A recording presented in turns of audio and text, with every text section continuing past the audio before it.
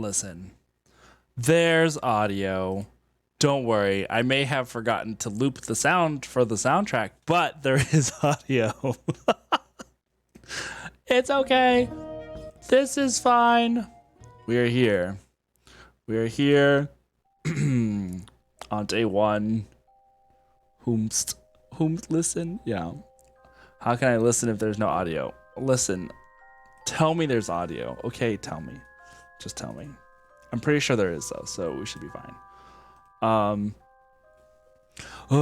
Pre-show jitters is always exciting. Okay, so welcome to the first bit of tonight's episode of the FaeHunt. This is kind of like a session 0, but not really because we've been going for a little bit. Yeah, cute little baby mushrooms. This frame that I'm in is one that I drew, and this one that's over here was done by our lovely Elvie. Elvie. She is best mod and also a lovely and talented lady of many talents. I was gonna say of many ladies, but mostly just many talents.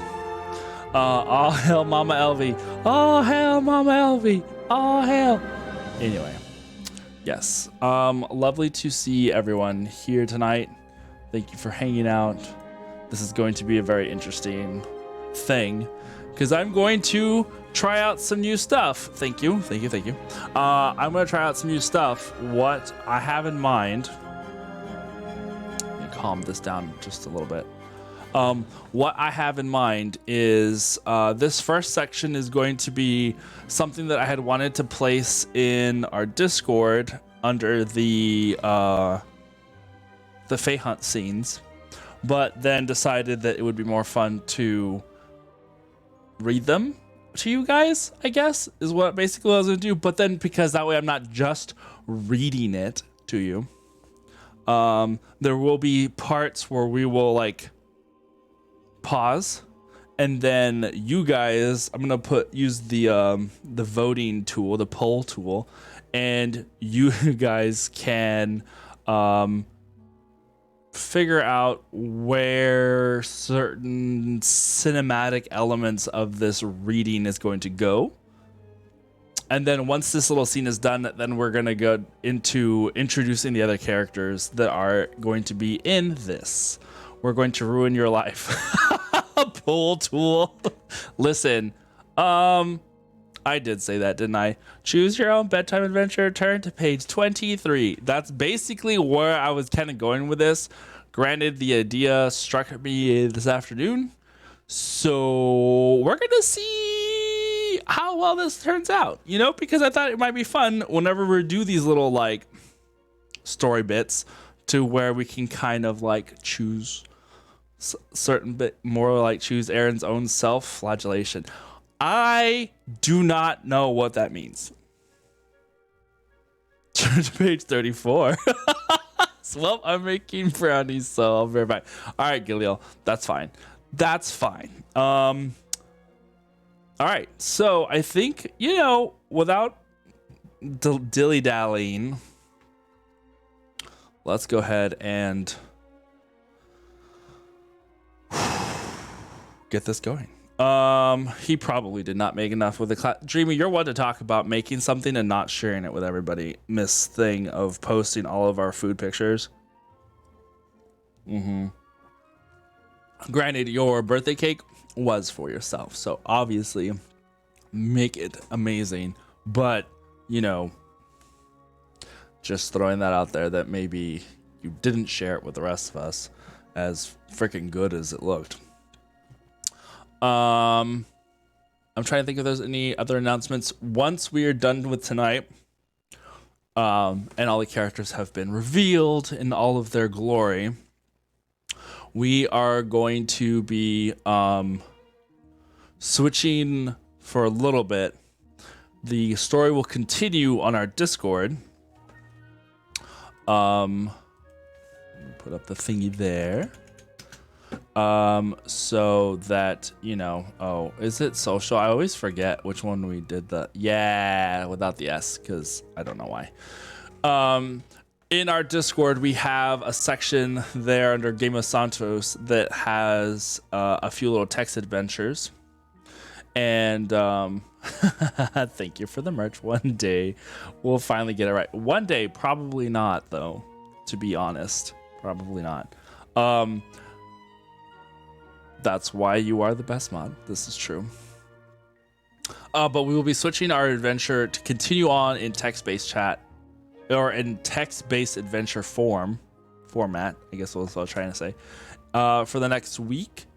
And then our next episode for this will be like the week after that. At least that's the plan. And so then it'll be like, we'll do like a whole week's worth of text-based adventure and then get to the next episode, etc., etc. So we're doing it once every other Monday or once every other week is the plan. I don't think that there's anything else don't need to worry about other than that. So that's true. You're used to seeing your social for other stream commands? Okay, so then I have it right. I'm just thinking because it's 2 that there should be socials, but social is definitely a better option. All right, so with that, let's go ahead and get into this madness. I'm trying to debate whether it's better to read it from here or there because of brightness. Whoa. Okay. Here we go. Start the show. Indeed. All right, let me get the right music going because you know I'm all about the sound effects and such. That's good. This is better.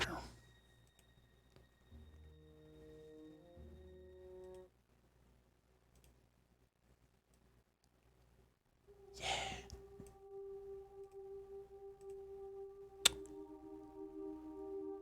We last left off. I thought you were all about bass, no treble. Listen, Taco, I love you, but or I need to have the hairbrush just like shake it violently at you. Exactly. Set the mood. That's what I'm trying to go for. All right. Those of you who remember, last we left off, our fierce feline heroine, Denissa, played by our lovely Josh/Sonder, had found himself in the Moonwood Inn, a little inn inside of Brandyvale Village, a place within the Autumn Court, the Autumn Kingdom. Here he had met with his Commander Midnight, to where they had captured a quickling, a small fairy, only about like a foot or so tall, that had been running messages for the Clover Fallen, our nefarious villains for this miniseries. Once having questioned him, he met someone by the name of Lady Frostspring. She is a major persona amongst the Winter Court. In fact, she is currently acting as regent in place of the Ice Queen. So, after a little bit of going back and forth with them, they discovered that there was plans needed to strike back at these Clover Fallen, and that this quickling had some information that would be of use for this. That information would require that Denissa form a party to go hunt these VIPs down within the material plane, because currently this is taking place in the Feywilds, a alternate version of reality. Basically, if you can imagine like Wonderland, that's kind of like what the Feywild is. And it sits beyond the looking glass, if you would, to the material plane. In my head, I'm thinking, listen, I wish I had Morgan Freeman voice, but I don't. But I appreciate it. Yeah. Okay, just imagine that, though. Just imagine all the things I'm saying in Morgan Freeman voice. While this information was important, Denissa needed help. She couldn't go there by herself and face whatever these VIPs of the Clover Fallen might throw at her. So she was told to send, to think of 2 individuals who would go as warriors to go along with her. And Lady Frostspring also suggested that they take along someone who might be more experienced and have more expertise in all things related to the material plane. All right, so we close on that scene where Denissa was turning to the quick lane and was saying that she was going to be asking a couple of questions. And the quick lane, in fear, replied, I will tell you everything that I know. And as I think the last thing that Nissa said was, good, because I like to play with my food. I think that's what Josh had said. So, as we close on that scene, the curtains close around the cellar of the Moonwood Inn, where Denissa was questioning this Iceling. And as the curtains open once again, we see Lady Frostspring as she passes up from the cellar into the kitchens, moving through the tavern, and makes her way to the room that she has been provided here within the Moonwood Inn. As she passes along the way, she comes across several of the barkeepers, the patrons within the bar, other members of the Winter Court. She is met with both averted eyes by some and reverent loyalty by others. Either way, her power and position as regent for the Winter Court was made plenty apparent. As she walked to her room, passing by several tables, whispers followed her from the tables as the music quieted for a moment at her arrival, before quickly starting up once again, not wanting to make it too apparent that they had stopped. Here is where we are going to have our first poll. Let me bring this up real quick. We are going to do less than a minute. Where do we... What do you wish? Yes, the first one is going to be, do we listen to the whispers? Or the second one,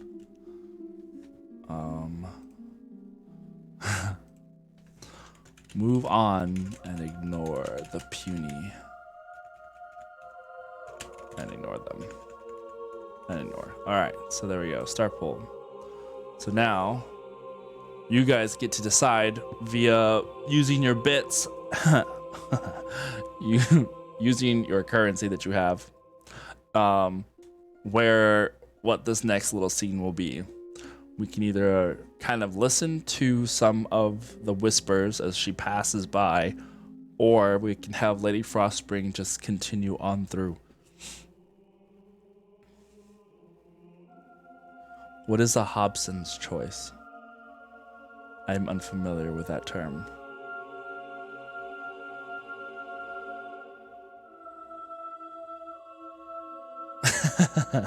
It was Iskra. It was a really great scene.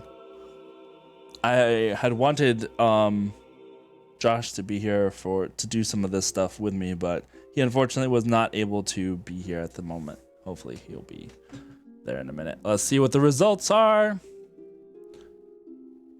Ooh, listen to the whispers. Ooh, look at you. Oh, Iskra putting in bits and Dreamy putting in 1,000 channel points. All right. So, a false choice where there's really only one real option. Listen, I am not in control of that. I'm just saying those were the two choices. I wanted to throw one in right at the beginning. That's what I came up with. All right. So we focus on the whispers. As Lady Frostspring continues to walk past some of these tables, she can hear the various whispers from some of the soldiers there at the table. Can you believe she's here? Someone else like, she's so beautiful to look upon. Who would know how capable she is and how so very dangerous? Another, as she passes by, leans over to his comrades like, I wonder if the rumors are true. Her eyes, for the briefest of moments, flick quickly to the soldier who had last whispered that thing. And she sees the soldier quickly avert his eyes and stare down at his icy ale that he has before him, who wouldn't listen to the whispers. That's fair. Enjoyception. I love it. As she continues to walk, Lady Frostspring shakes her head and tries to pay it no mind. She was not really concerned with these young little fae. They were pawns, pieces to a larger set, a grander collection. Besides that, what they were whispering wasn't wrong. Walking up the stairs, the floor as she passed started to crackle lightly as it froze beneath her feet. The wooden timbers creaked in protest as they hardened and splintered slightly with bitter cold. Poor autumn houses weren't used to this sort of thing, she thought to herself. Upon reaching the upper floor, where what passed for a room was located, she entered it with confidence. The room here was untouched, perhaps maybe a little on the cold side, but that's how she liked it. The blankets on the bed lay frozen with a slight layer of frost over them. The cupboard and the small clothes closet lay undisturbed from the way she had been presented with the room. With barely a movement of her hand, the door behind her began to seal itself with a layer of frozen ice to lock it into place. From there, Lady Frostspring moved to the one item in the room that she had brought with her. A tall, full-length mirror that stood in the center of the room. Frosty cold tendrils of ice seemed to have grown from the very floor to hold it up. And above it, it seemed to be held in place by a large icicle that was surrounded by a bunch of other sharp dagger-like icicles that hung down from the roof. Lady Frostspring moved to the mirror and gazed at herself for a moment. Some fools would say her vanity was one of the strongest amongst the Fae courts. And they might be right. She smiled at herself before blowing a gentle kiss towards the mirror. The mirror seemed to frost over as her breath reached its surface. And as it did so, freezing in place, the reflection on its surface shifted, no longer showing the room nor that of Lady Frostspring. Holding her head high, she stepped forward and into the mirror. It started to move and shatter softly around her, the sound filling the room as thousands of little shards of ice and glass moved, crackled, and bent to allow her form to pass through the surface of the mirror. Now on the far side, a cold and bitter wind tried to buffet her as she stood at the edges of a mighty precipice. Far beyond, as far as she could see, the mountains of the Winter Cusp Range extended in all directions, it seemed. The gray light that came down from heavy clouds above gave everything a rather dreary and foreboding appearance, which again would be accurate. The Lady Frostspring gathered her dress up slightly as she walked over the surface of the snow along the cliff face she was walking along. Her steps quick and assured, she moved with purpose. I believe, let me see here if I can fit this in here. I do have a picture of a inspiration for Lady Frostspring. Let me see if I can put it in. All right, there we go. Now you guys can see a little bit of what I have envisioned anyway. For, hey, clickety clackety. Good to see you, James. Oh, yes, indeed. We're having story time. She's definitely pretty, but she's also extremely something. But I digress. She walked quickly and with purpose. Coming around a section of the cliff, it backs away from the ledge and has a little bit of a indentation, I guess. A little alcove here on the side of this mighty crag in the middle of this wintry wonderland. Coming around this section of the cliff is revealed a set of tall and ornate double doors standing over 20 feet tall. Good, Eskra, good. As she approaches the doors, two sections on either side of ice and snow that lay against the freezing rock shift and move, and two winter Fae guards step forward, spears and weapons made of frozen ice in their hands. They move to halt her progress. Silly fools. At least they moved up until she raised a hand slightly, and then they recognized her. Instantly, the two fell to a knee and bowed in reverence. "My Lady Frost," they spoke in almost perfect unison. Lady Frostspring let a small smirk tug at the corner of her mouth before she walked past them, giving both a passing graze of her fingers on their snow-covered heads. As she approached the door, it cracked and rumbled open, quickly revealing a darkened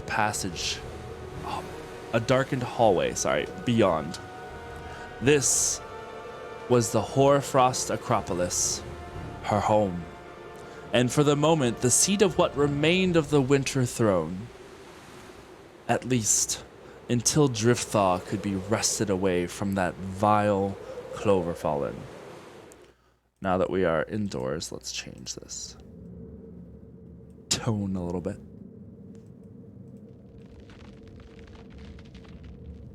Hoarfrost Acropolis was made within the still and frozen glacier that covered a portion of a pass here in the Winter Cusp Mountains.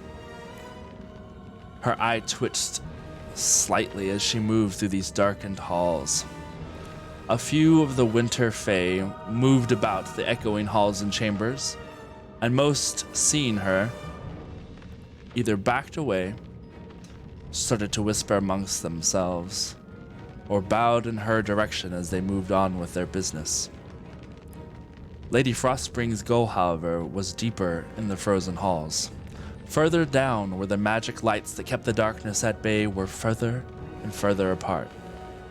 Here, this far down into the hoarfrost, there were fewer of the more courtly figures, and more of an, well, she didn't like to use the word underbelly, but sometimes things are exactly what they are. She passed various skittering figures in the shadows, darklings along the way. They served as a sort of guard here. And finally she arrived at a door. One that did not open for her, she realized with a little vexation. She walked up to the door, reached at the handle, clicked it open, and opened it wide. Here within this study was one of her most trusted companions, a longtime friend and ally of the Winter Court. Here, Fenrir worked. This is where we are going to pause for a moment and have a new poll. Where do your eyes go? Where do your eyes go? The wall of glass vials? I'll just put vials because glass is implied. Wall vials. Dusty set of papers. Or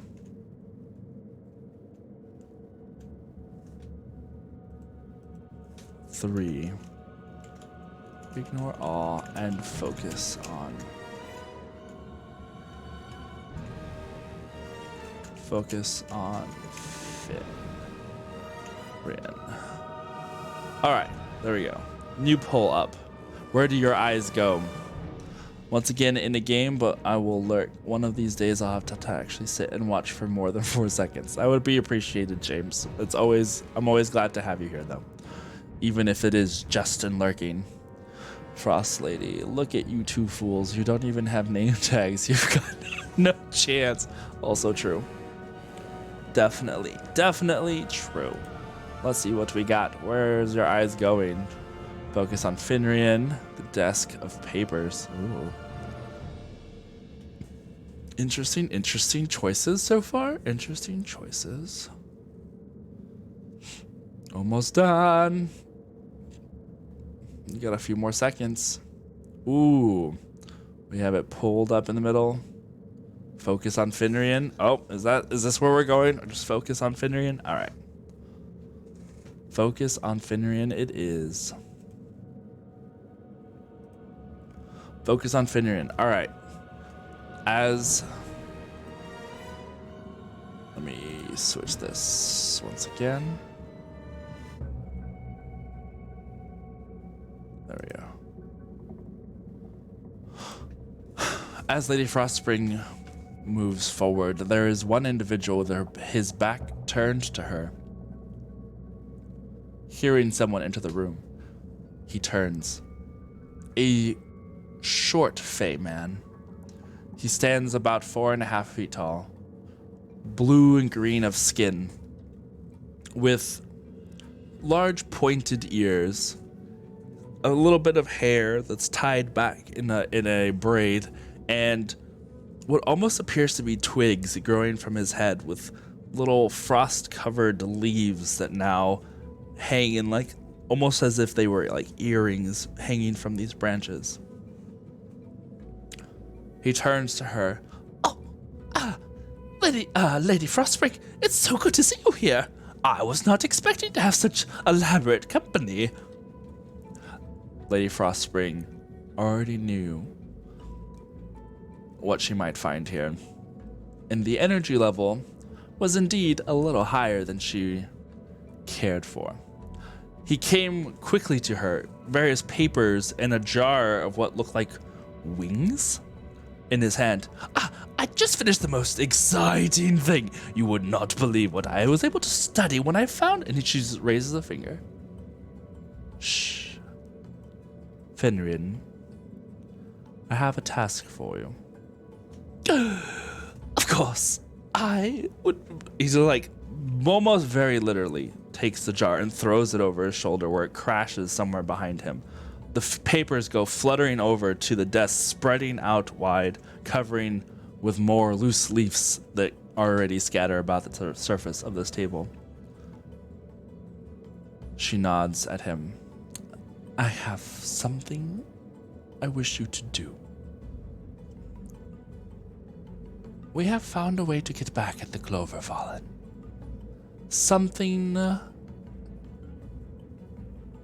would require cunning and perhaps a little bit of violence. Oh. Instantly, Fenrir's curiosity is piqued. A change comes over his face. He now becomes more serious, almost hungry. Tell me more, please, he says. I'm going to need you to find someone who's capable of disposing of things that are unwanted. I know just the one. Good. You will be accompanied by a few warriors, people that are stalwart and faithful to the courts. Of course. And when all is said and done, she kneels down just a little closer. I will reward you handsomely. The look of excitement cannot be understated. Shut up, Dreamy. It's just this bit. I was supposed to have Josh here, but I had to do it by myself. I have a plan, though, for these future moments, so that's all I'm going to say. Now my mind just went boop, boop. I will reward you with a swift death. Never said it was a bad thing. That's fair. You did it. I will reward you handsomely. And the look of excitement on his face, probably a little more excited than he should be. I cannot wait. I will not let you down, my lady. And I cannot wait to get started. She smiles. Good. She walks back to the door and closes it, leaving the two of them to speak in private. Woo! All right. So that part is now set up. We will now move our way over to the part we've all been waiting for, where we get to meet all of our lovely characters and players for this next little mini series that we're doing here in Knights of Silver Moon.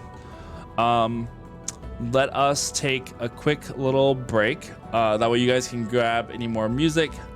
The music for this moment exactly is coming from Ori and the Blind Forest, an excellent game. If you have not played it, I haven't finished it, but I have played it for a little while, and it is definitely one of my many favorites. But as we get, if anybody needs to go run to the restroom, if they need to go grab some more popcorn or drinks or snacks or whatever, you have 4 minutes. We'll start this at 8:45. See you then. I think.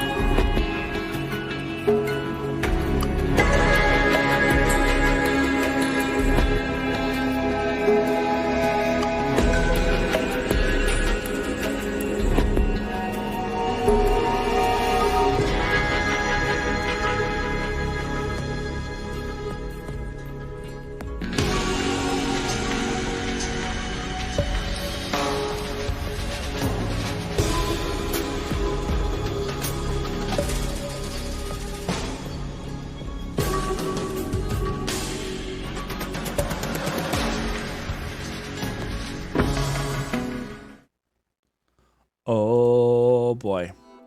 Okay, so before we start, I just want to say thank you once again to everybody who helped with making this all come together. Yeah, well, it's because it's a short little thing, and we're about to play the longer bit, so I just wanted to let everybody refresh themselves before we started the next portion. I will still be here. I'll have a couple images that I'm going to pop up during certain scenes, and then all the art that you have seen up to this point, I'm going to put in the Game of Santos art channel, all the inspirational bits, and yeah. So without further ado, here. Oh, thanks, Drummy. Needed a break to kick the other personalities out of his head. Also, not far from the truth. Thank you for the 4 months, sir. That is very highly appreciated. Without further ado, let the FaeHunt begin. Is it possible to lower it a smidgen for us? Yeah. All right. So, deep in the woods of the Summer Glen Forest. I'm just kidding. I'm not talking like that. That's ridiculous.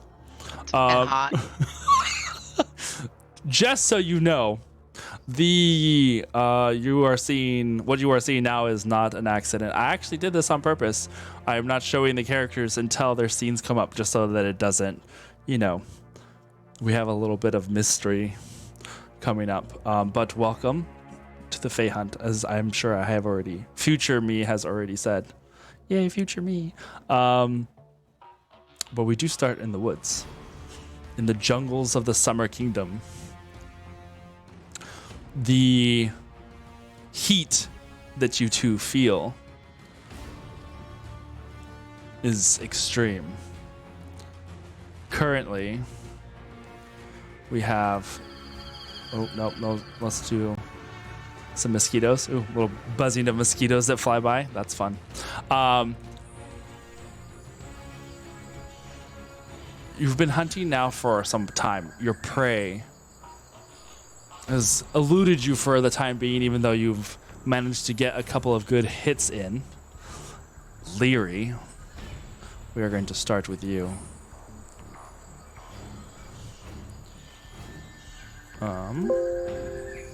Let's see here.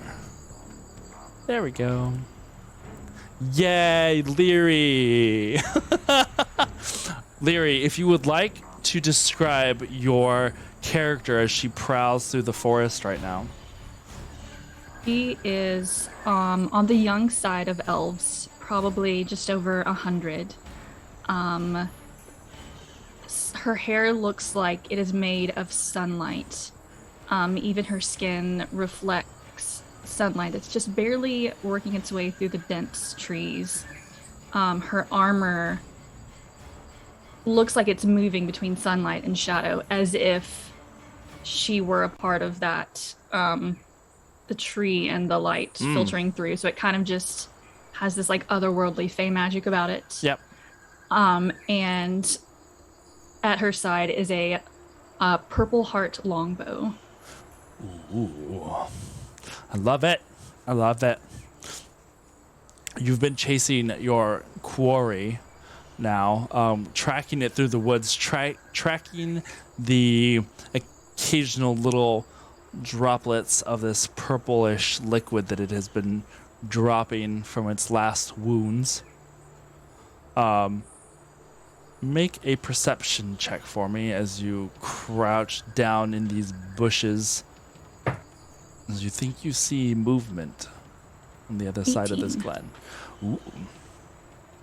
As you kind of peer carefully around the brush, you see there in the shadows of this large tree the darkened shape of Sagira the Shadowed, as she licks the wounds that are on like one of her arm shoulders.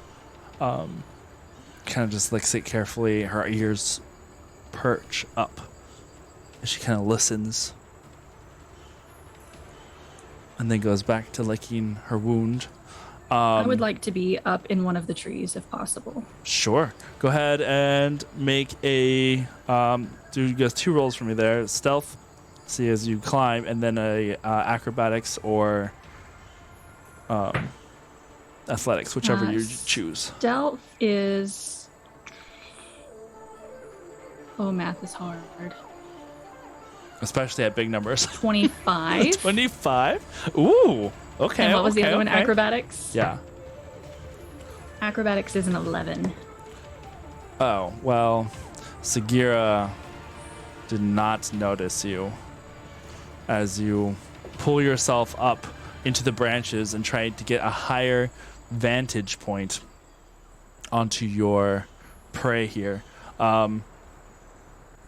However, as you get into a good spot, what are you wanting to do now that you are up here? I think I want to take it off guard and take a shot. Okay. So you prepare to loosen that arrow. In the meantime, as you like steady yourself for that attack, we have the next of the hunters here, Eliodora. Dub dub dub. Eliodora, you are close by as well, having tracked this beast, having struck Definitely it. not in a tree. Definitely not in a tree. Yeah, probably not, I would imagine. You were the last one to strike it with your mighty axe.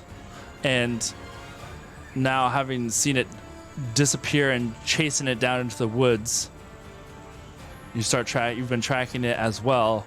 And you approach from the another side of this clearing. Make a perception check for me. Yes, sir.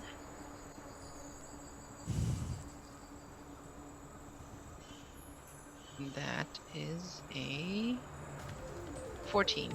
14? All right. You're from this vantage point, you're able to see the furred back of this creature from probably about, we'll say, 40 feet away. And you're carefully moving along. Would you like to describe what Eliodora looks like? Eliodora looks like a black and white gypsy cob horse with a human on top. Perfect. She is very girly, yet very,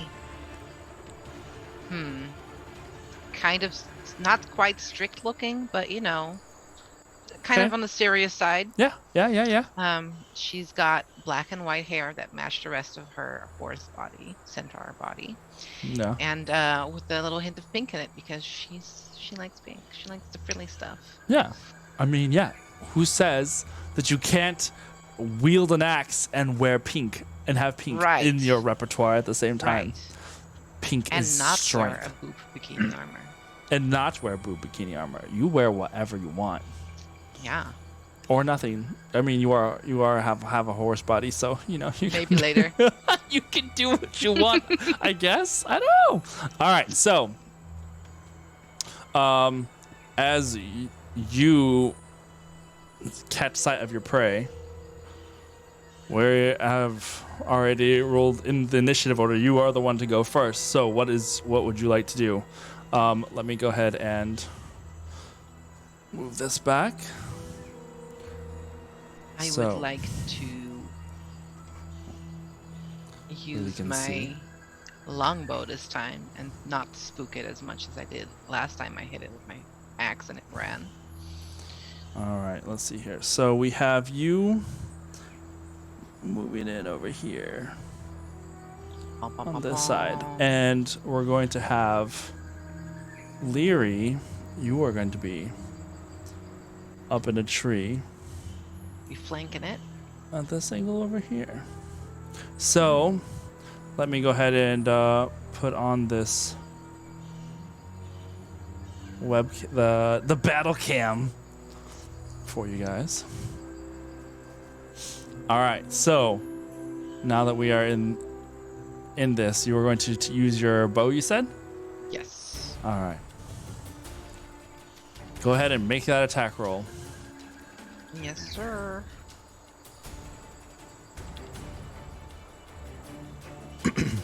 That is a 13. Ooh. 13 misses. You see for you get 2? All right, that first shot flies through the air, and just as it's like about to hit, you see that image of it fade just a minute, just for like a flash of a second, and you take a second shot as you see movement again, not too far from where it was. Okay, I roll again. Come on, D&D Beyond. 15. Does 15 Nice. hit? 15 is what you needed. All right, that second arrow, you've been tracking this thing for a little bit now, and now from a distance you fire off those 2 arrows, one to where you imagined it was trying to place itself, and that image of itself disappeared and magically reappeared just a foot away from where it had been. You have already fired off that second arrow, and it goes flying through and strikes its prey. And it kind of just, lets a little roar out as it just kind of like turns now as its attention is focused on its fact that it's not safe anymore. Would you like to do anything else on this turn? I do not. Okay. Maybe. Wait. Go ahead and roll damage, by the way. I roll damage. Okay. That would be an 8. 8, perfect. All right. Because he hasn't seen me, right? So I want Correct. to kind of stay where I'm hidden. Okay, so you're gonna stay where you're at, yeah. And if you can't tell, this is, a displacer beast. Yeah, definitely a displacer beast. Yep. All right, so that ends your turn. Then you're gonna stay where you're at. Yes. All right, awesome. Leary, you see that it shimmers for that brief second as an arrow lands in its back, and you know that now is the time. Go ahead and make your attack roll. You are going to hear a disembodied voice from the tree say, "You couldn't let me have this once. You couldn't let me get the jump on it." Aaron, did you say we have disadvantage against this? Yes. Oh, did we? Yeah, that's fine. You missed the first one anyway. It's good. That's true. Okay, well, that's a 19 on the first one. Perfect. And I'm going to mark it as my favorite foe. All right. Okay, so I'm gonna put a little. Well, it's not paralyzed, but I'll just put this little thingy on there. Whatever. It doesn't fit. It's fine. It's a big breeze. Damage plus favored foe plus dreadful strike is. I have to do the math again. 19 points. Ooh, very nice. Damn. That was arrow. my first hit. That was your first one. The arrow flies true. Now that Eliodora has moved it from where it was at, or shown where its true location is, you get that, that next shot right in it, and that arrow sinks into its back as it now turns up and like snarls up at the tree line, looking for where its attacker might be. That was a 17 to hit. for the 17 second. also hits. And that is going to be 9 points of damage. 9 points damage. All right. Perfect. 9 points damage. Is that going to end your turn? You're staying up in the tree? Yep. All right. This is now Sagira's turn. As Sagira turns into the woods, and do either of you speak Elvish? Yes. No? Okay. Sylvan? Okay. You see it turn into the woods, and a voice kind of calls out into the forest. Where are you? You think you can take me down? You don't know who I am. I have roamed these woods for far longer than you, young Fae. I will not be taken down so easily. And it moves. She moves. She is going to... Can I Yes. just talk back to her in Elvish? Sure. That's what your mother said too. Cool. Yeah. Now hearing your voice call out into the woods, she's gonna look up and growl up into the tree where you were hiding. This is so great.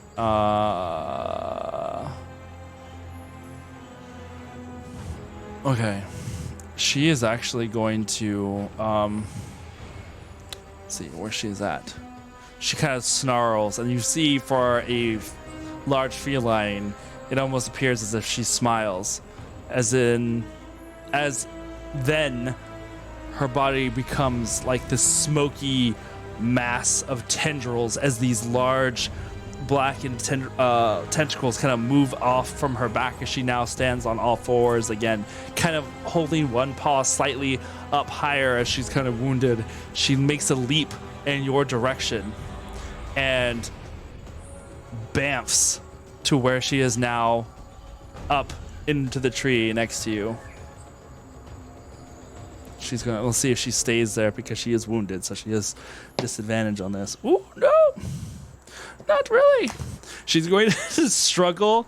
I'm going to say that because of the struggling to stay on and her claw and her paw is like, one of her paws are wounded, she is going to leap on there, growl at you, and then kind of start to fall off. And as she falls, instead of her normal 2 attacks, she's just going to get 1 smack out there with one of her tentacles is going to reach out towards you and attempt to like pull you with her. That is going to be a 23 to hit. Yeah. Okay.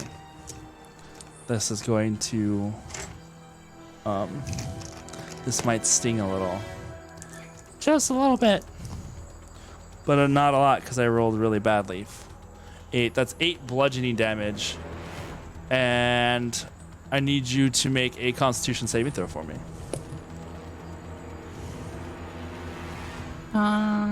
14. 14 is what you need. Well, more than... Yeah, you succeed.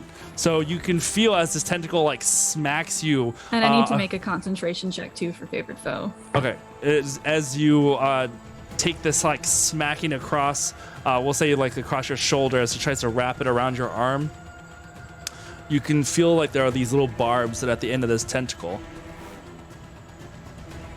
Excuse me. Bless you.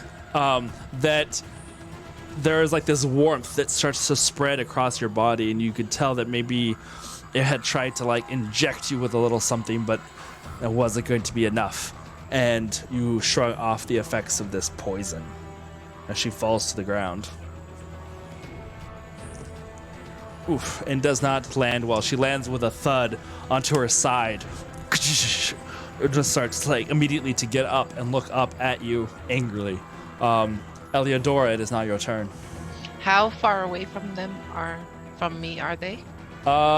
They're probably about 50 feet at the moment. Damn. I was gonna charge, but it's too far.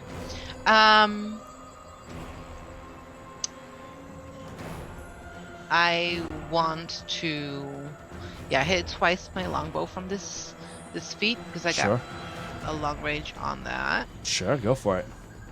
I will say... Wait. Yeah. Go ahead. Yeah, no, that's okay. You don't have disadvantage this time because it will be on its at the end of its next turn. Okay. Actually, since they are in graver danger, I want to hit them harder if I can hit them. Okay. And throw hand axes at them, which the range is 60. Cool. You grab the hand axes that are there strapped to your sides. Go for it. And I roll a 17 to hit. That hits.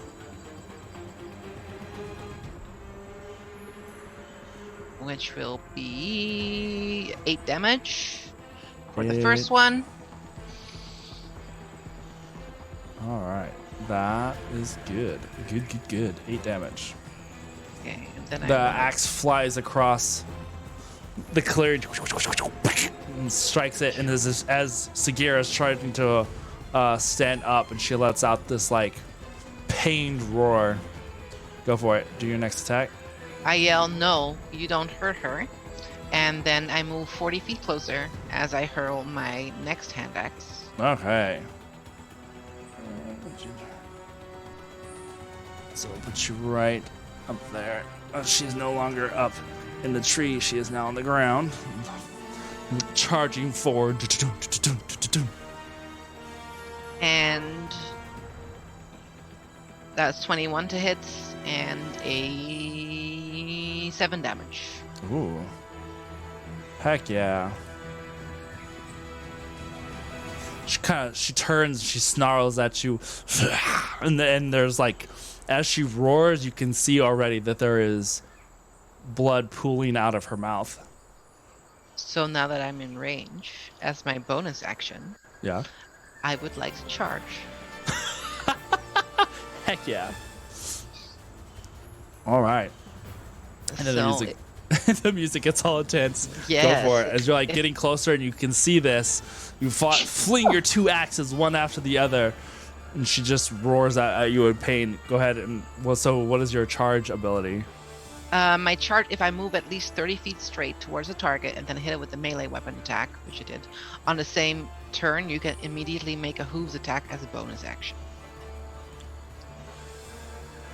Sure. That should work, right? Yeah. I don't see why not. Or is that, are my bending I the don't- rules? Because I got in range later. No, this is fine. I'll say we'll do it. It sounds awesome to me. So you're good up there, and then as you like run up, charge up to Sagira, you kind of rear back and then stomp with your hooves, Yes. pressing but her back on the ground. Go ahead. My charge to hit was 11. So. Oh, okay. So your hooves, as they like slam down where Sagira was but a moment ago, they hit dirt and moss go flying around you as like she seems to have like battle rolled. She stopped, dropped, and rolled like just a couple of feet away, and that after image of her kind of catches up to where she is at currently. Nice. So as you end your turn then? Yes. All right. Leary, it is now your turn. All right. That is a 19 to hit. 19 also hits. 9 points of piercing, 4 points of psychic, and another 3 points of piercing. Holy moly.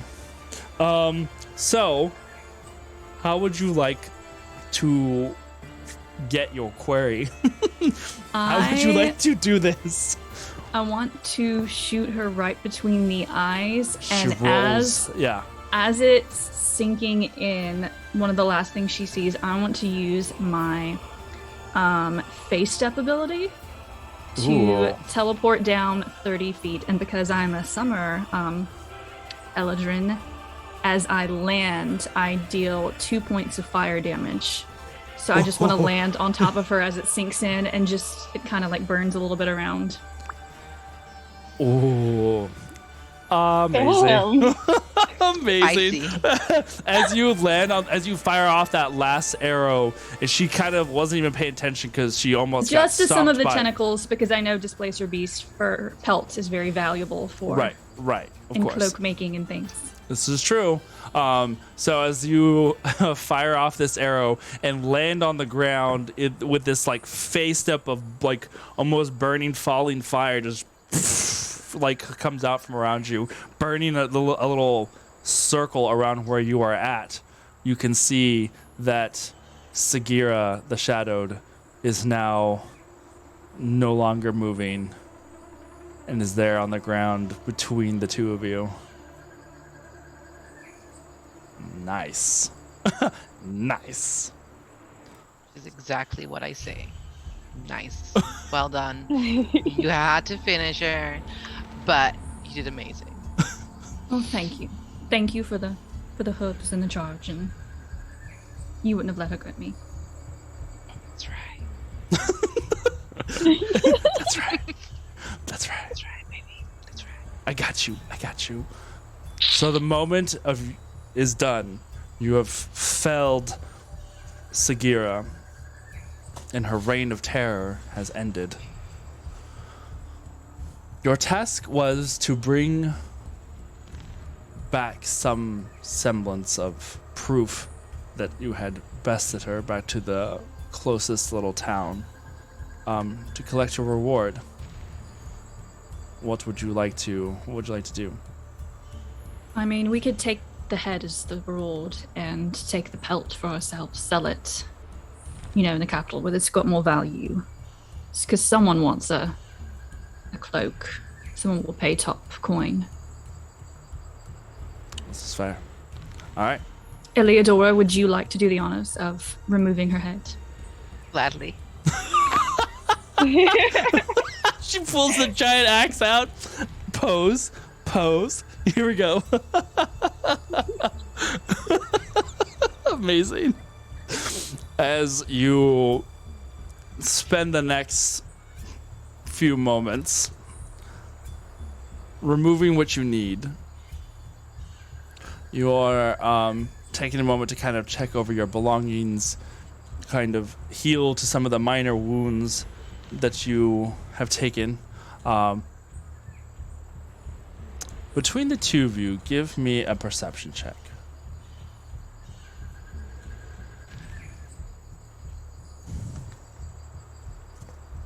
$16.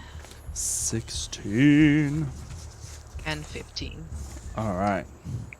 So, that being said, and being the case, let's see, where is my notes? There is a little bit of a buzzing sound. We'll go ahead and take this off real quick. There's a little bit of a buzzing sound in the forest around you guys. More so than already there is. And you hear, I guess, Leary, you hear it first. The breaking of brush, moving quickly as something jets through the forest. As like something with an insane amount of speed is running towards you. I will train my bow in the direction of the sound. You turn and train your bow in the direction of the sound, just as you see a very almost Sonic the Hedgehog like blur of blue moving incredibly fast towards you, and as you pull back the bow, it comes to a skittering stop and has like probably like 2 inches from its nose, the tiny little quickling, a small fey creature about only 2 feet tall that is now stopped with an arrow pointed like right at its face. Oh, I meant you no harm. I come bearing a message. She's just like a little nervous laughter. All right, spit it out. Oh, right. My name's Spade. Spade the Sliver, and I have come with news from the. Hold on, gotta catch my breath. It's a lot warmer in the forest than over in the winter. I'm not used to this heat. Oh, how do you do it? Okay. Anyway, I come from the Winter Court bearing a message. You have been summoned by Lady Frostspring to the Moonwood Inn. There you will receive further instruction. Both you and her ladyship, Lady Eleodora, and her ladyship, Leary, are both cordially invited. Like, now he's like almost as if he's remembering what he was supposed to say and was reading it off the back of his eyelids, just like, to the Moonwood Inn. Yes, I think that was it. I think that was all. But yes, as a moment of great importance, so you are to leave at once. Okay, I can breathe now. He just kind of like puts a hand. Water. He puts a hand up on the tree and just like, oh, it was a long run and it's very hot. He doesn't realize that the tree's got some like displacer gore on it. He pulls it out. Oh, what is that? Is there anything you guys want to say in return? Now, was that summoned or invited? Because they're two very different words, and they mean very different things. I believe the exact words were summoned, yes. But you were also invited. But Well, we mostly have to- summoned. Have a conversation about the word summoned. I'm not summoned anywhere. Her Lady Frost, would very much like you to be there. Is that better if I say it like that? Much better. Much better. Of course. Shall I inform her royal coldness that you are to arrive? We'll be there eventually. We've got to wrap up this deal with Sagira the stupid, Sagira the fallen. We'll have to come up with a new name for her, something clever. It is now that the Quickling looks down at Security the dead. the carcass and the head hanging from the side of Eliodor's in the little pouch, and then the skin is wrapped there, and she's like, "Oh, I can see why you have been summoned. You are very good warriors indeed.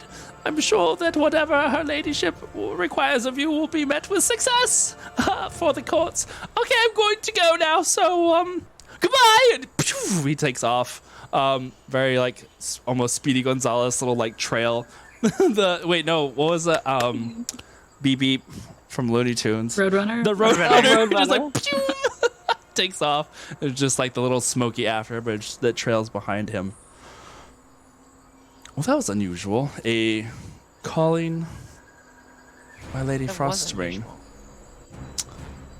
Your minds start to wonder what could possibly be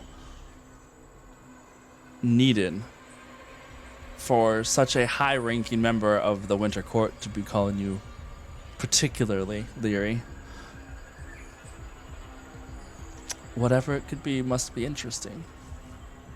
Probably.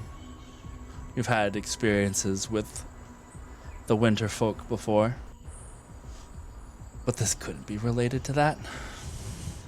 So, as you guys head to drop off your quarry, collect your bounty, and make your way towards this Moonwood Inn, we change scenes to another location. And as we do so, we're going to take a little break. Be right back.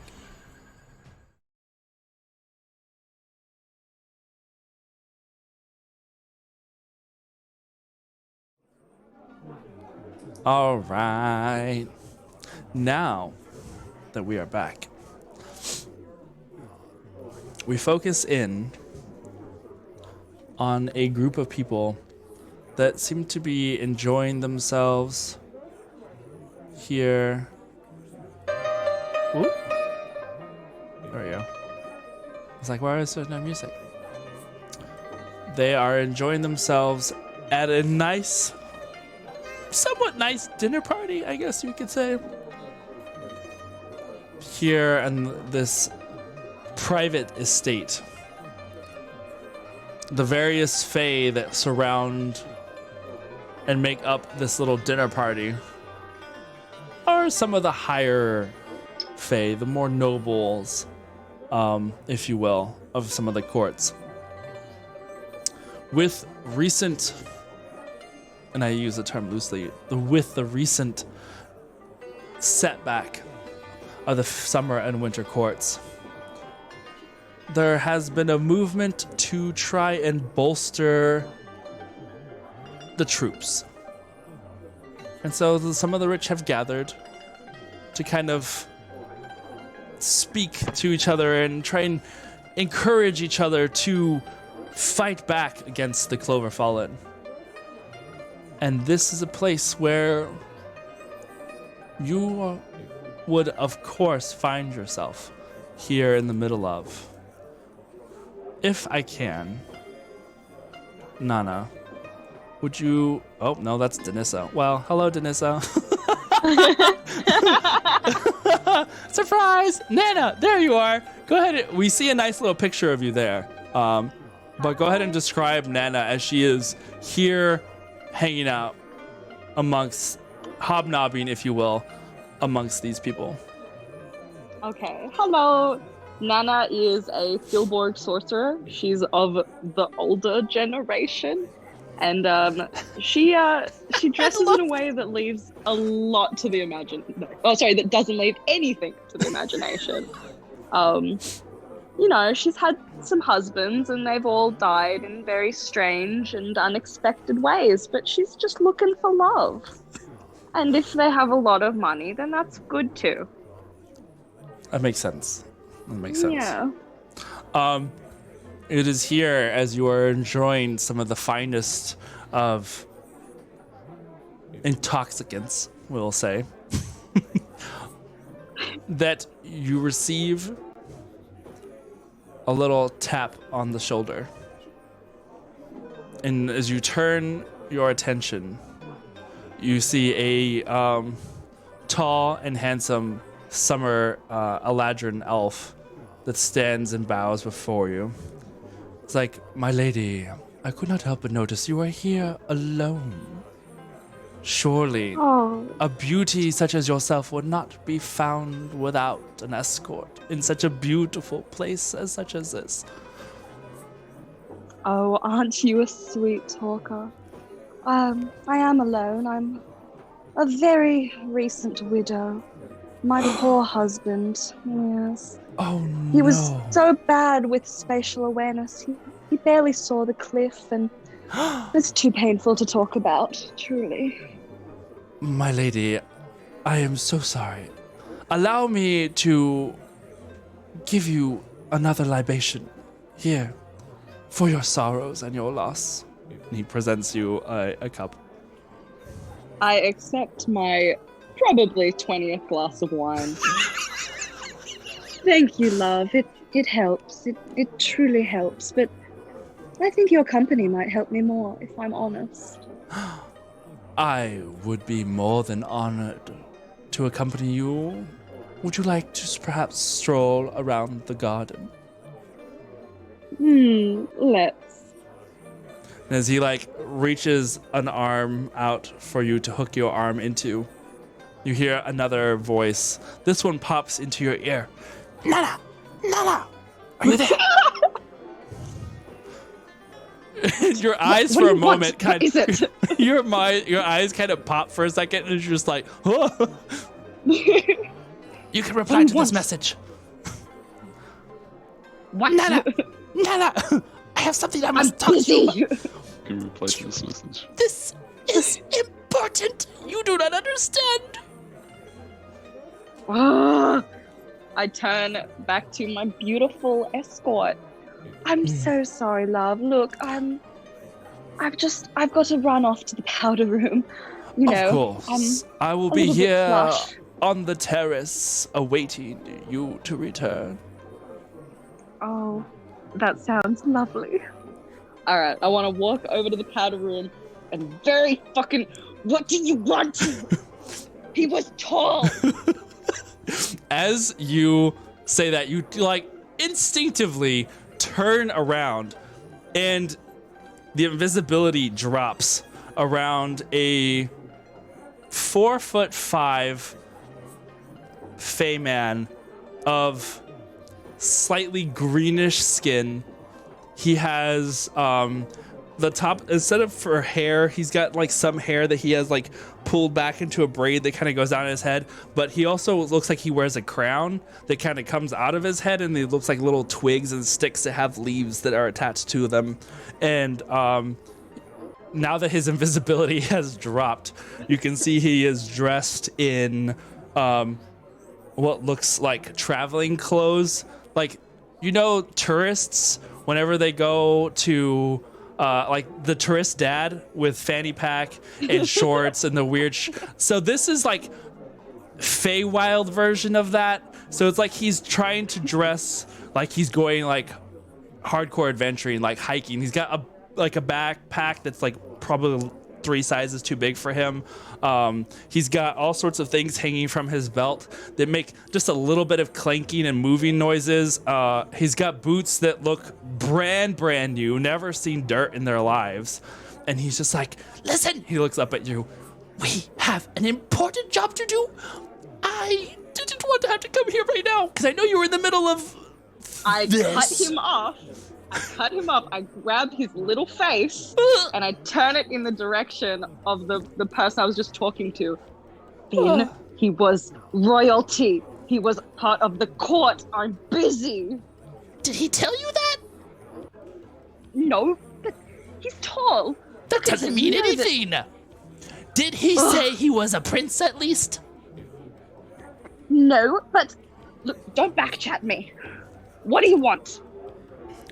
Remember how I told you that I was going to go back to the material plane one day and that there were many short-lived, very wealthy individuals who live there? Remember that? And yes, and I told you that's stupid because you're tiny and you'd be eaten by the first thing that found you. That's why well, okay, fine. But you and others have a job we can do. We can go to the material plane together and we'll have protection.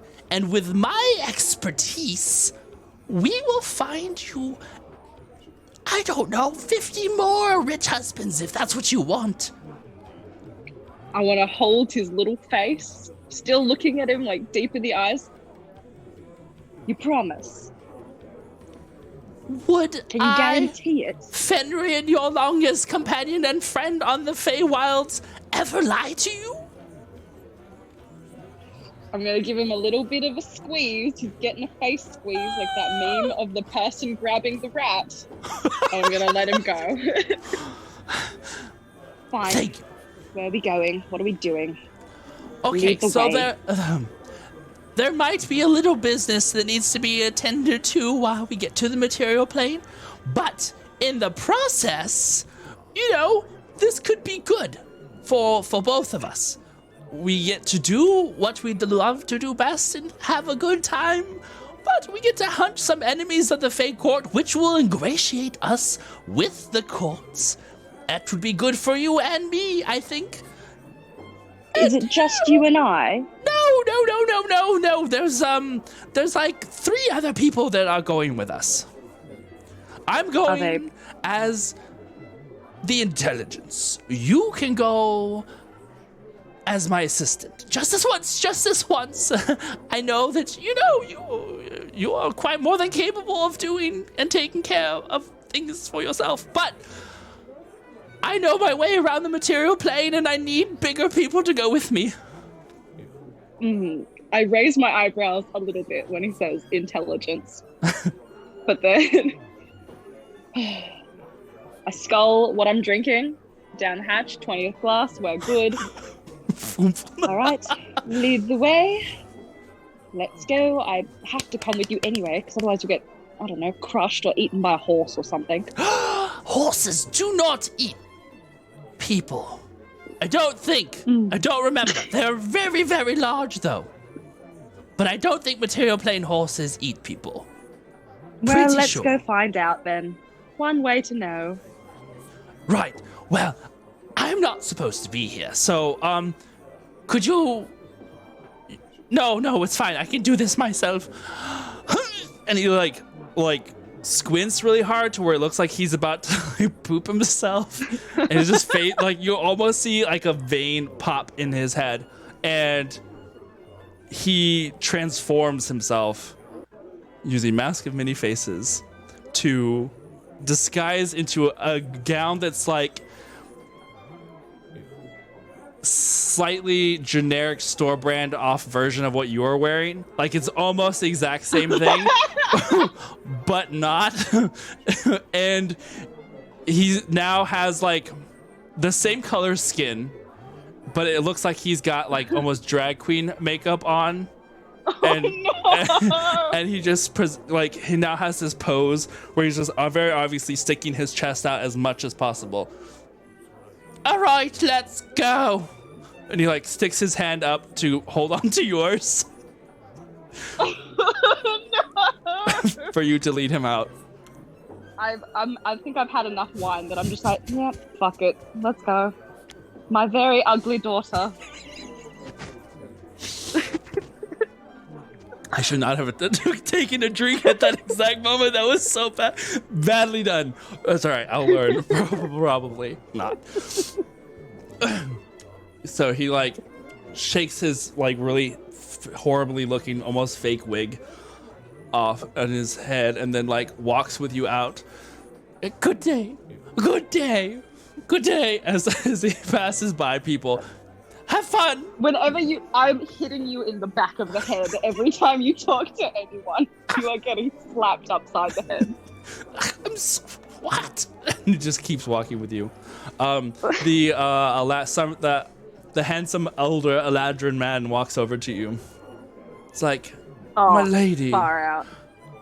would you like to walk on the terrace after all? And his eyes kind of trail down, and he sees Finrian there, and she just like he gives him a very like terrible trying to be sweet smile, and it just looks like he's probably had way too many, just like and the Eladrin's eyes just kind of go, oh. I look at the beautiful man. You know how I said that my last husband fell off a cliff? Well, Yes, we had a tragedy. very ugly daughter, and I believe that it may have been suicide. I must go. And I just walk right past him, the whole night's ruined. I didn't even get your name, my love. He's Not like, important, don't worry. as you walk away, Finn turns back and goes, and just continues to be led out of the party.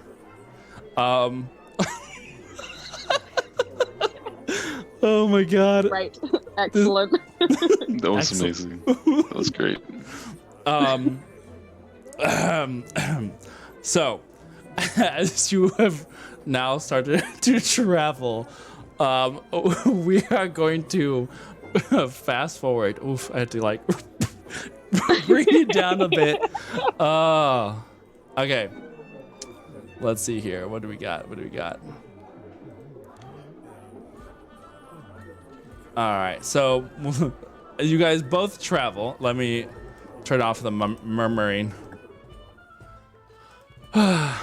Making your way from the respective places, you guys head back to oh my god. Moonwood. Brandyvale. To the village of Brandyvale, to the Moonwood Inn. Here, Danissa has been waiting, having been told by Lady Frostspring that she has sent for her expert in the material plane. And you, Danissa, have sent for the hunters that you knew would be of the greatest asset to this endeavor. You've seen their work before in the great hunts, and you knew that these were these two fine warriors. These two fine warriors were going to be the ones you needed for success. So, let's see here. We'll say that you two arrived there first, being somewhat closer. Entering into, again, I don't know why I can never remember Brandyvale, but once you enter into Brandyvale, this quaint little village here in the autumn lands, you find, after asking around a little bit, the Moonwood Inn. And curiously enough, despite that everything seems to be in this lovely, cozy state of fall where as the evenings settle in, there's a little bit of a cool breeze. There is snow on the top of the Moonwood Inn. and frost covers the grass in like a circle around the inn itself. There's a little bit of a chill as you approach, and you can see that there is hanging over the side of the building the flag of the Winter Court. You know that this is where you are supposed to go. And opening the door inside, you find that there are indeed several Winter's Guard, Winter Fae that are here. Looking like they are relaxing, at least for the moment, being fed. There's a young elvish man that comes over to the both of you as you are there and is like, welcome to the Moonwood Inn. My name is Ginkgo. How may I help you? Nothing mulled or harvest flavored, nothing pumpkin. Ugh. Something cold, something you would enjoy on a warm day. Do you have anything like that? He kind of looks around, and as like you were saying it, your breath kind of is like coming out cold. It's like, at the moment we have plenty that's cold. So yes, I can find you something that you would enjoy. Are you here visiting or on? And he kind of looks around at the soldiers, on business. Were we given like a note or anything, or just like read a memo? You were read the memo that you were summoned here by Lady Frostspring. We're here to see Lady Frostspring. Oh. And I do not try to hide the disdain as I say her name. Mm-hmm. Understood.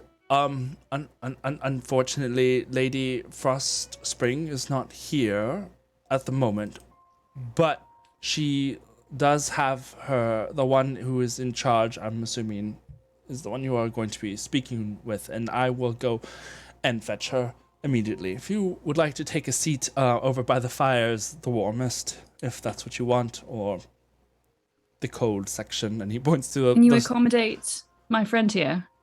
Of course. We have many centaurs that come through this fine neck of the woods.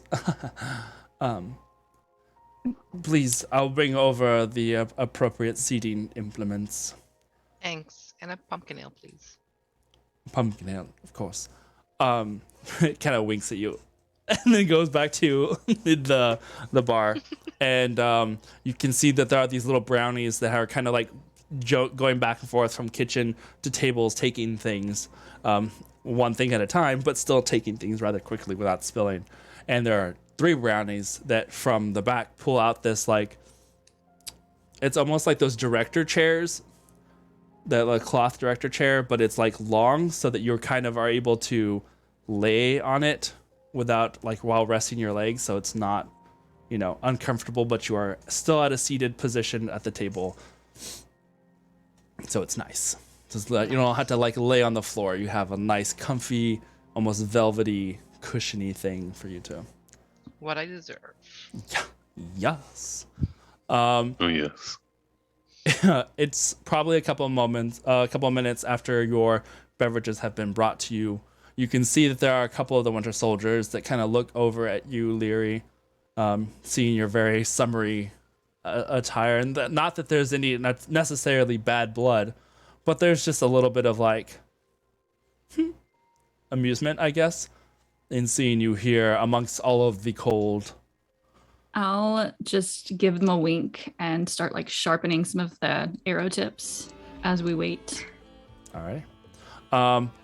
And as I said, it's only a couple of minutes pass before Denissa, you have been told that the hunters that there are 2 hunters that have arrived. So you've been up in your room, kind of just like going over things. Okay. Other than that, I'll be down shortly. Of course. As you wish. And he Ginkgo closes the door and goes back downstairs. Let's see. I'll gather my things. All right. Say a quick prayer and head down. Alrighty. You guys have your belongings or you have your things that you need. You go down, you see at this table, very obviously the ones who are separate from those who have been staying here, Leary and Eliodora. Leary, Eliodora, it's a pleasure to meet and see you all again. And I'll walk down. And what is it that you have brought along with you? Are you aware of the trip that we are to make? I believe we were summoned here, which I take great issue with. Summoned? Yes. Your little quickling friend. And you Just remember, about got his head shot off. and then you kind of remember that Lady Frostspring had commissioned a quickling to go and fetch these two that you have, but didn't tell you what she had told them. She was just like, "Oh yeah, I'll tell them." And the quickling was just, so yeah, they don't know. I anything. apologize. I was unaware that your summoning would be so abrupt. But it is good to see you again. You have seen him before. He's been like, or she, I should say, has been to some of the great hunts. This large feline Leonin warrior. It's like, of the soldiers of the Winter Court, like, you've seen her around, but she's, probably you've never like actually spoken too much besides passing congratulatory things. We have the great honor of going on a quest together, and I was asked to bring forth with me 2 brave, fierce warriors. I thought of you two. That sounds like us. Yeah, sounds like us. As you guys are as you sit for a moment and kind of start sharing the details, going back and forth over what is needed or what is to be expected, the door opens very abruptly. "Do not fear, Fenrir is here." And he walks in. This short little man with a very loud voice, and behind him, a tall, seductive-looking furbolg walks into the room. Like, "Tavern keeper, I am here to speak with Denissa. Where might I find such a lovely lady?" What did the cold dragon? I am not drunk enough to be quite yet. You see him like look around, and his eyes kind of catch you as you, like, your ears had perked up to the mention of your name. Yeah. He's like, what? And he looks over you. Are you Denissa? I am. Excellent. He like walks over to the table. "I'm Fenrir. Lady Frostspring assured me that you were expectant of our arrival." Yes, she said that someone would have knowledge of the material plane. Yes. He says it like, well, there is no secrecy in the way. Everyone's just kind of looking over like, what is happening? So loud. Yeah. The material plane. Perhaps, Fenrir, perhaps we can speak in a room that is not filled with others.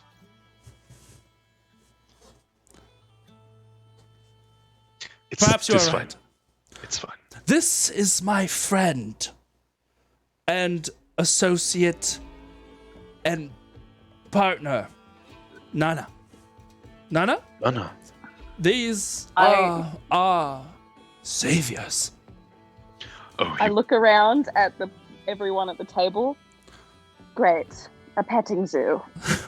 Wonderful. And I walk off to the bar. Takes 'cause one I to know need one. wine.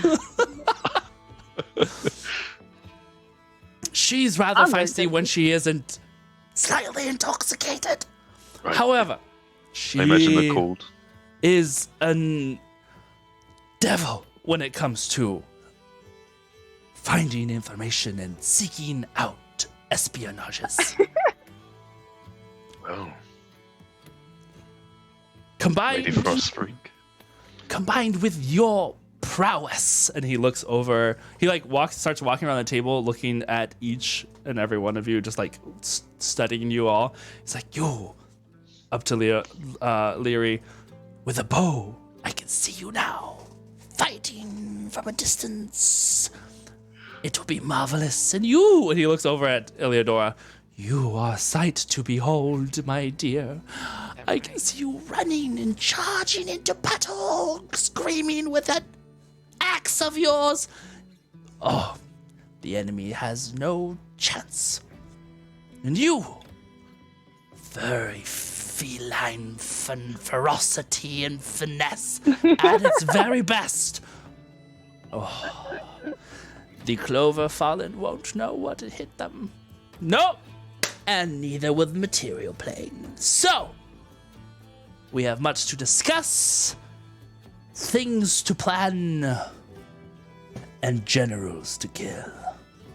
What say you? Drinks for everyone! And with that, starts the beginning of the end. Yeah! That was so good. All right. This is going to be so much fun. All right, guys. Thank you so much for hanging out with us. We are excited to continue this. I will give this over to future me, as I no doubt will have some things to share as far as the details of the rest of this glorious undertaking of complete and utter chaos that we are about to go down. So until we see you again, ta-ta! Boy. Ta-ta! Boy. Ta-ta! Boy. I wish that I had words, but I don't. Because, you know, that's what we got. Yeah, well, I hope, yeah, triple ta-ta. all the tatas. Oh, no. Anyway, thank you guys for hanging out with us so far on this first episode of the FaeHunt. Yeah, it is going to be, it's going to, Aaron, get it together. Sir Graham, when do I ever have things together? You know this by now. I don't. Very rarely. I hope you guys enjoyed it. No, we want more. There is more coming. But the world can only handle so much chaos at a time. So from this point on, good. I'm glad you had fun, Jeremy. I'm glad you had fun. From this point on, we are going to continue from that moment when everybody gathered together at the Moonwood Inn, and I feel like the Feywild has an understanding of Total Recall. Probably. I was actually looking over some of the Feywild books the other day, and oh my god, it's so much fun, and I cannot wait to kind of bring in that like topsy-turviness to the Material Plane, because I feel like a lot of adventures go the other direction. Like it's, oh, we're in the Material Plane now we're gonna go to the Feywilds, and this is like reverse. So Feywild crazy chaotic is like what they are used to. So going to the Material Plane, I'm sure, is going to have all sorts of wild implications and stuff. Which voice? Finrian's or the one that I just did? Anyway, yes. That's FaeHunt. Los dos? Yeah. I had so much coffee that evening that I don't know if I'm gonna have to like just inject myself with caffeine every time I had to play Finrian. If that is the case, then you know what? C'est la vie. Such is life. I will just, the show must go on, or whatever. I like the idea of a bunch of chaotic, whimsical fae being culture shocked by the mundanity of the material plane. That's what it is. By the end, it's gonna be cocaine. Woo-wee! Yeah. Chug that life juice. I'm not gonna. No. All right. I guess on that note, we will see you guys on Tuesday. If you want to see the continuation of the FaeHunt up until our next aired episode, then join us on Discord. Oh god, freaking listen, I can do this. Look at me go! I did it. Join us on Discord there. Follow us on Twitter. It's going to be a wild ride. And then of course we had to have the merch thing. I always forget. I need to put more things in that. But yay, we did it! Woo! Try that. Yeah, slowly back away from the trap. All right. Have a good night. We'll see you on Discord or elsewhere. Until then, be wild, be groovy. Peace.